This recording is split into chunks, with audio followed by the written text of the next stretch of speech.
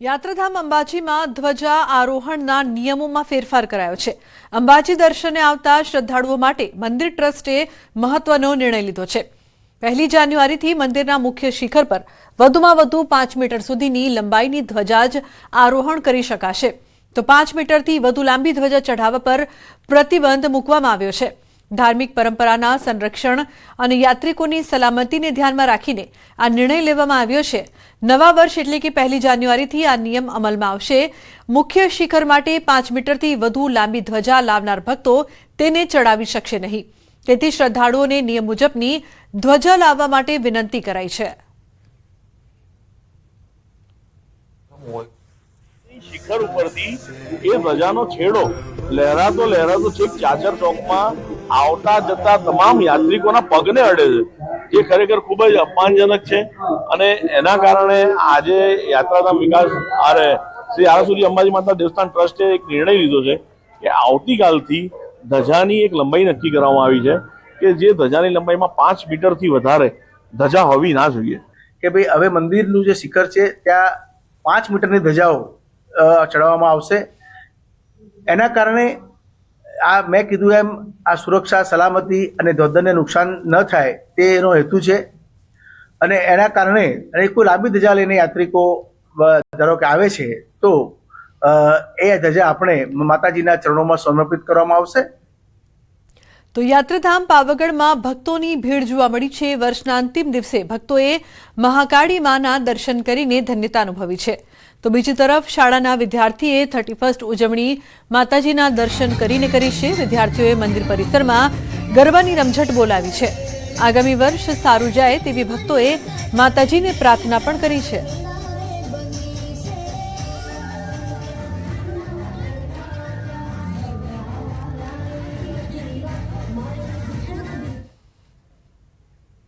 નવા વર્ષને વધાવવા માટે યુવાનોમાં થનગનાટ જોવા મળી રહ્યો છે।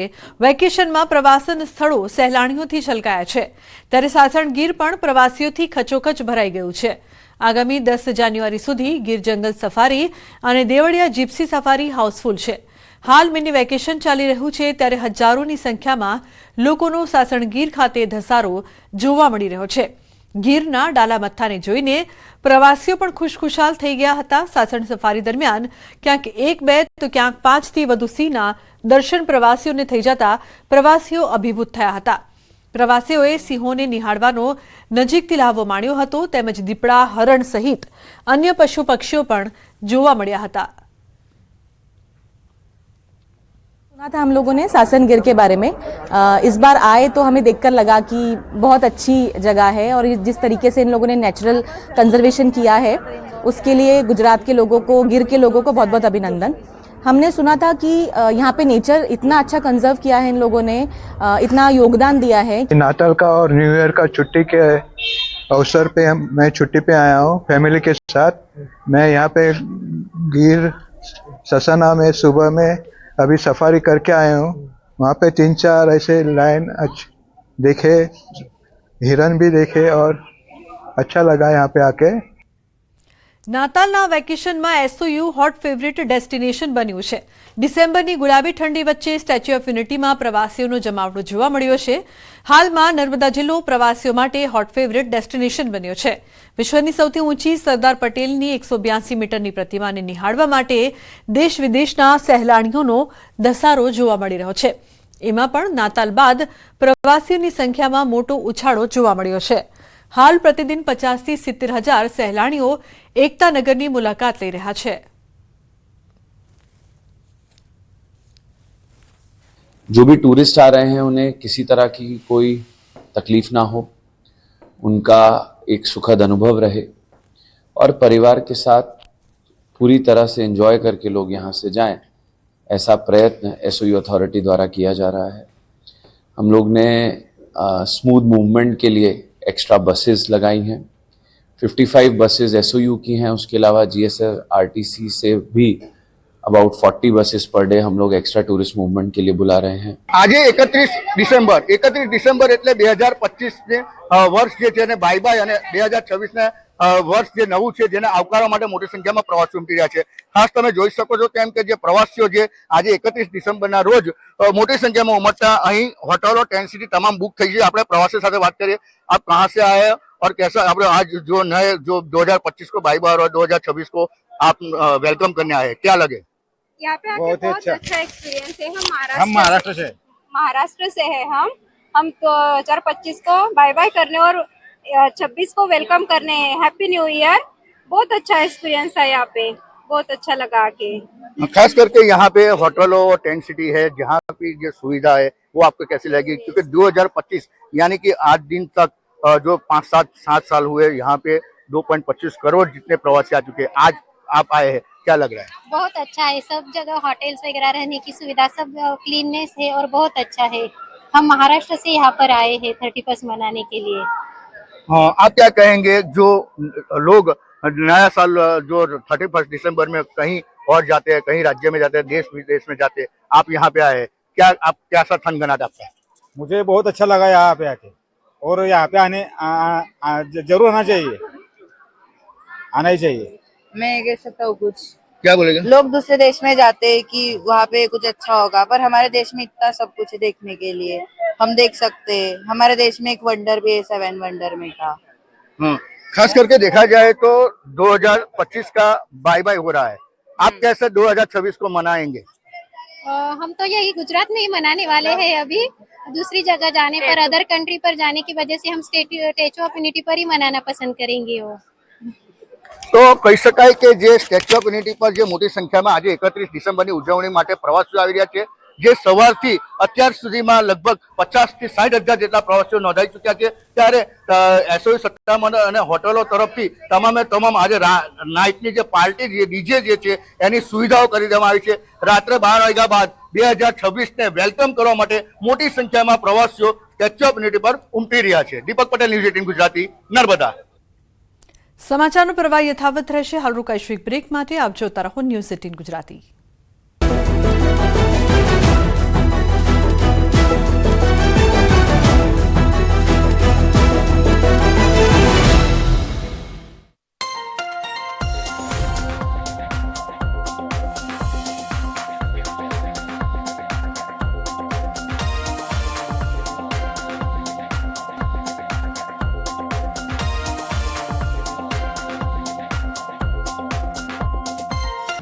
ગાંધીનગરમાં વસવાટની જમીન સંપાદન કરનાર પરિવારના વારસદારો દ્વારા ઉગ્ર આંદોલન શરૂ કરવામાં આવ્યું. ગાંધીનગર સેક્ટર 7 પાસે આવેલા સત્યાગ્રહ છાવણી ખાતે એકત્રિત થયેલા વારસદારોએ સરકાર સામે પોતાની વર્ષોથી ચાલતી માંગણીઓ રજૂ કરી. આંદોલનમાં જોડાયેલા અંદાજિત 7 ગામના લોકોએ પોસ્ટર બેનરો સાથે દેખાવો કરીને હક માટેની લડત અંગે માંગ કરી હતી. આંદોલન કરતા લોકોનો આરોપ છે કે છેલ્લા 63 વર્ષથી તેઓ કાયમી વસવાટ હક માટે સંઘર્ષ કરી રહ્યા છે, છતાં આજ દિન સુધી યોગ્ય ન્યાય મળતો નથી.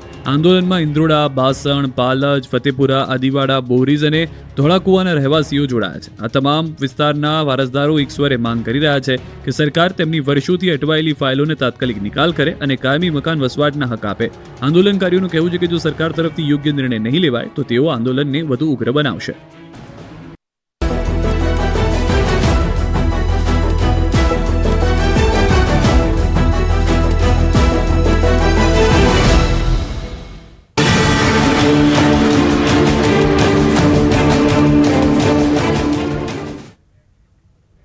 Welcome back. સમાચારમાં આગળ વાત કરીએ તો 2025ના વર્ષને વિદાય આપવા અને 2026ના નવા વર્ષને આવકારવા માટે લોકો થનગની રહ્યા છે. જોકે ઉજવણીના ઉત્સવમાં ભાન ભૂલતા લોકો સામે પોલીસ એક્શન મોડમાં છે. ખાસ કરીને બોર્ડર વિસ્તારમાં પોલીસ સઘન ચેકિંગ કરી રહી છે. દારૂ ઘુસાડવા માટે બુટલેગરો સક્રિય થાય એ પહેલા જ બોર્ડર વિસ્તારમાં પોલીસ ખડે પગે છે. તો બીજી તરફ 31ની ઉજવણી માટે આયોજકો તૈયારીઓને અંતિમ ઓપ આપી રહ્યા છે. તો આ તરફ સ્ટેચ્યુ ઓફ યુનિટીમાં નવા વર્ષની ઉજવણી માટે મોટી સંખ્યામાં પ્રવાસીઓ ઉમટી રહ્યા છે. તો 31 ડિસેમ્બર અને નવા વર્ષની ઉજવણીને લઈને વલસાડ જિલ્લા પોલીસ સંપૂર્ણ એક્શન મોડમાં છે. જિલ્લામાં કાયદો વ્યવસ્થા જળવાઈ રહે અને દારૂની હેરફેર અટકાવવા માટે કડક ચેકિંગ હાથ ધરવામાં આવ્યું છે. દાદરાનગર હવેલી, દમણ તેમજ મહારાષ્ટ્રની સરહદે વિશેષ વાહન ચેકિંગ ચાલી રહ્યું છે. જિલ્લામાં કાયમી ઉપરાંત હંગામી મળી કુલ 17 ચેકપોસ્ટ અને 36 અલગ અલગ પોઈન્ટ પર ચેકિંગ કરવામાં આવી રહ્યું છે. દરેક ચેકપોસ્ટ પર બ્રેથ એનાલાઇઝર સાથે પોલીસ સ્ટાફ તૈનાત છે અને નશામાં ગુજરાતમાં પ્રવેશતા લોકો સામે કડક કાર્યવાહી કરવામાં આવી રહી છે. આજે 31st અને નવા વર્ષને આવકારવા માટે ખાવા પીવાની પાર્ટીના શોખીનો થનગની રહ્યા છે. જો કે સંઘ પ્રદેશ દમણ દાદરનગર હવેલી કે મહારાષ્ટ્રની હદમાંથી પીધેલી હાલતમાં જો ગુજરાતમાં પ્રવેશ્યા તો આ વખતે નશાખોરોની ખેર નથી, કારણ કે સંઘ પ્રદેશ દમણ દાદરનગર હવેલી અને મહારાષ્ટ્રની હદ પર વલસાડ જિલ્લા પોલીસે કડક પહેરો ગોઠવી દેવામાં આવ્યો છે. સાથે જ દારૂની હેરાફેરી રોકવા માટે પણ પોલીસ દ્વારા પ્રયાસો કરવામાં આવી રહ્યા છે. આમ સંઘ પ્રદેશ દમણ દાદરનગર હવેલી અને મહારાષ્ટ્રમાંથી જે લોકો ગુજરાતમાં પ્રવેશ કરે છે નશાની હાલતમાં, તે લોકોને ઝડપવા માટેના પૂરા પ્રયાસો કરવામાં આવે છે. અત્યાર સુધીની વાત કરીએ તો વલસાડ જિલ્લાના વાપી અને વલસાડ, પારડી, કપરાડા, ધરમપુર સહિત મળી અને અત્યાર સુધી 150થી વધુ પીધેલાઓ પકડાઈ ચૂક્યા છે અને પોલીસની આ ડ્રાઈવ છે રાતભર ચાલુ રહેશે. ભરતસિંહ વાઢેર, ન્યૂઝ 18 ગુજરાતી, વાપી. તો નવા વર્ષની ઉજવણી માટે સરહદી જિલ્લાની પોલીસે વિશેષ તકેદારી રાખી છે. ગેરકાયદે પ્રવૃત્તિ રોકવા પોલીસ બની છે હાઈટેક. બનાસકાંઠામાં રાજસ્થાનને જોડતી ચેકપોસ્ટ પર પોલીસનું ચેકિંગ. અમીરગઢ ચેકપોસ્ટ પર પોલીસે ડ્રોનથી સર્વેલન્સ હાથ ધરાયું છે. 5 કિલોમીટરની રેન્જ ધરાવતા ડ્રોનથી પોલીસ ચેકિંગ કરી રહી છે. જિલ્લાના 500 પોલીસ જવાનો ચેકપોસ્ટો અને રસ્તા પર ચેકિંગ કરી રહ્યા છે.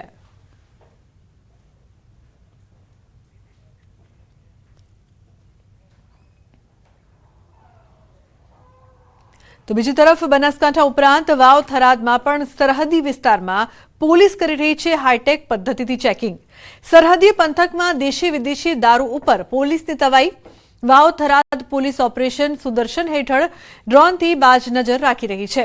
વાવ, સુઈગામ, ભાભર, લાખણી, થરાદ સહિતની જગ્યાએ પોલીસે ડ્રોનથી દારૂ પકડ્યો છે.